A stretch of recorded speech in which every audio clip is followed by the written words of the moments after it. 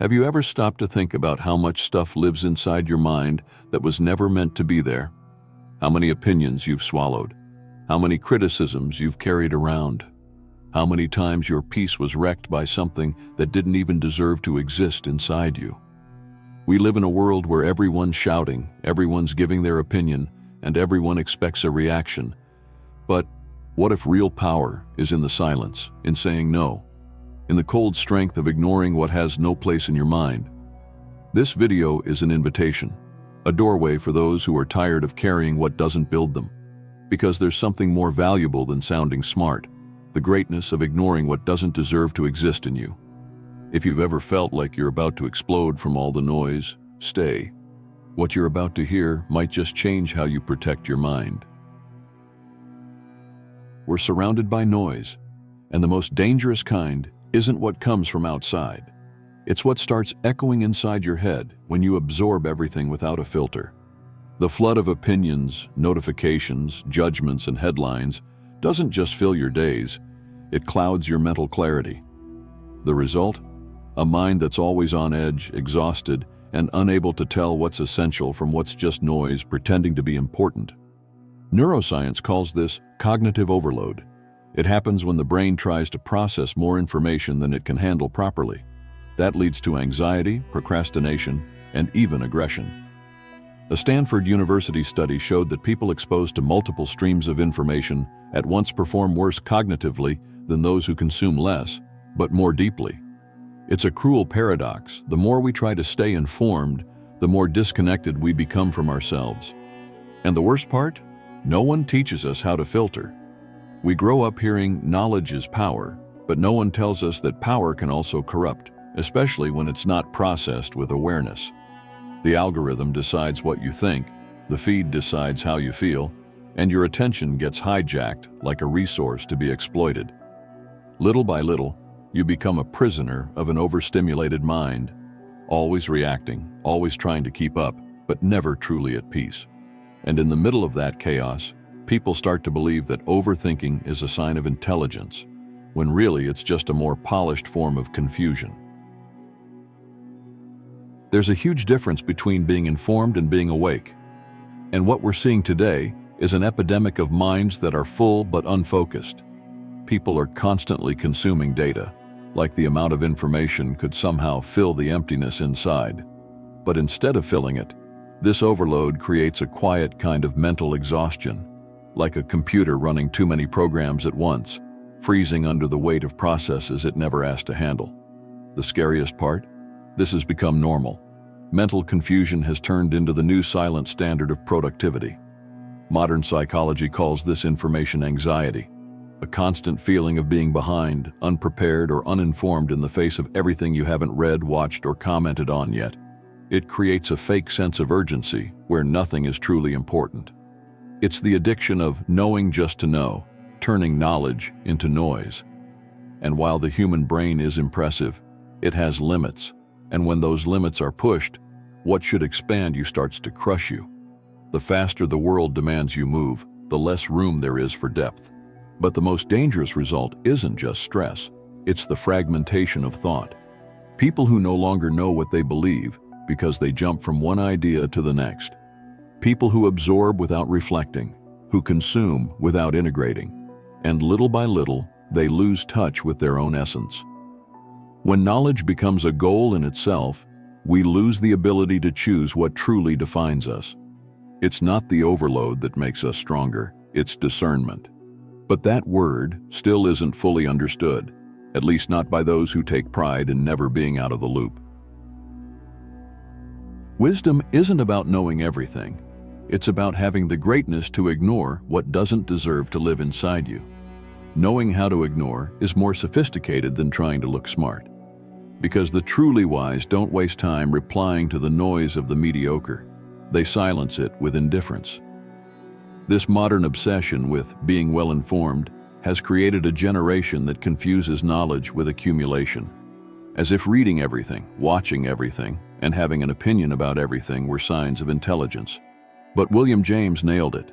The art of being wise is the art of knowing what to ignore, and that art takes courage. Courage to turn your back on excess. to mute the noise of the loud ignorant, to avoid getting poisoned by the collective hysteria that turns every detail into a headline, every triviality into a crisis.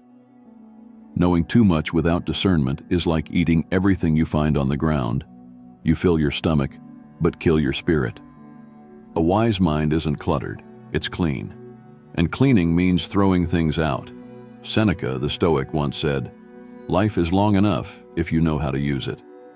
The problem is, most people waste their lives on useless debates, gossip dressed up as opinion, drama that doesn't even belong to them, and insults that only hurt because their ego is still bleeding on the inside. Only the strong know how to ignore, not out of arrogance, but out of clarity. They've already realized that every second spent on what doesn't build, doesn't expand, doesn't elevate, is a second stolen from real existence. Nietzsche would challenge you, are you truly living or just reacting? Because the reactive one is a slave. He's controlled by notifications, by headlines, by informational pollution. But the wise? They build an invisible fortress, a mind that chooses what to let in. And maybe that's the purest form of freedom, refusing to be the dumping ground for the world's garbage, choosing with cold precision what deserves your attention, and ignoring the rest with the same firmness a king uses to shut the gates of his throne to the noisy crowd. Ignoring isn't inaction. It's a deliberate act of self-control. The ability to stay quiet in the face of provocation, to not react to ignorance, doesn't come from weakness. It comes from inner strength. Viktor Frankl said that between stimulus and response, there's a space. And in that space lies our power to choose how we respond. That's where the wise live. While the impulsive explode, the lucid pause. And they choose.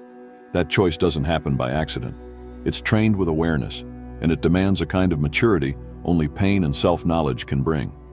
Behavioral psychology calls this inhibition of automatic response, a skill developed by those who cultivate emotional intelligence.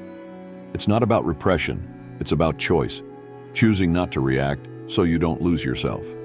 The world is constantly demanding your reaction, to comments, to criticism, to crisis, because every time you react, you give away a piece of your center. Carl Jung once said, "Everything that irritates us about others can lead us to a better understanding of ourselves."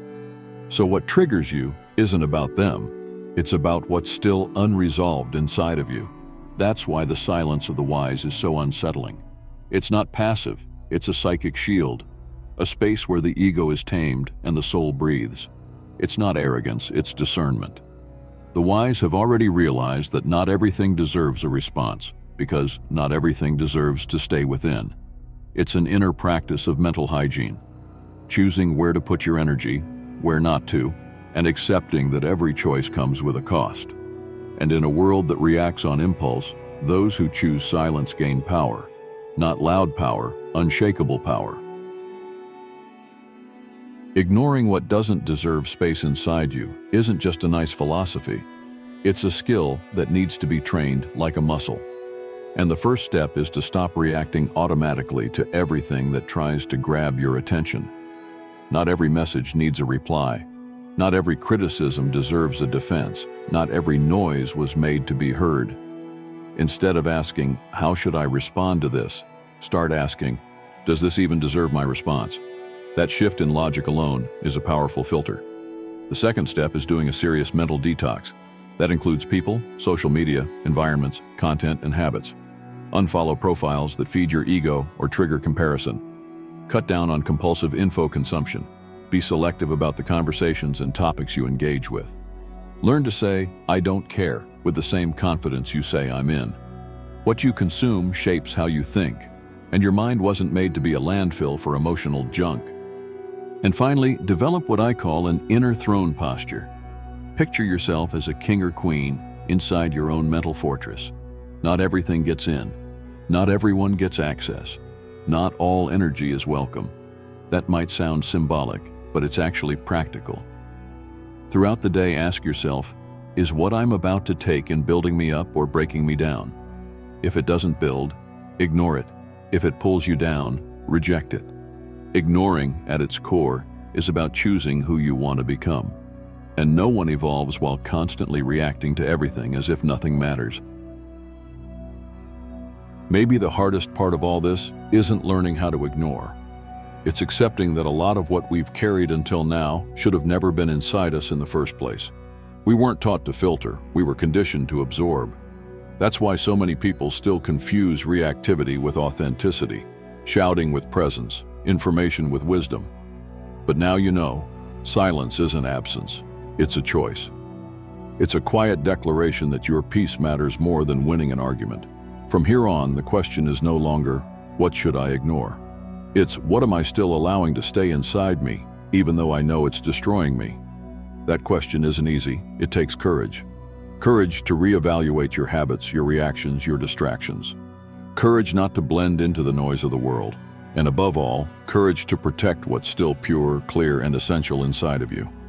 Because ignoring what doesn't deserve to exist in you isn't inhuman. It's emotional maturity. If this video stirred something in you, if at any point you saw yourself in these words, then don't ignore that. Leave a like, because when you do, YouTube knows this message deserves to reach more people. Subscribe to the channel if you want more reflections like this, raw, real, and conscious. Turn on the bell, because the next conversation might be even more important than this one. And now, I want to hear from you. What's the last thing you chose to ignore and realized it actually saved you? Drop it in the comments, because sometimes your story could be exactly what someone else needs to hear.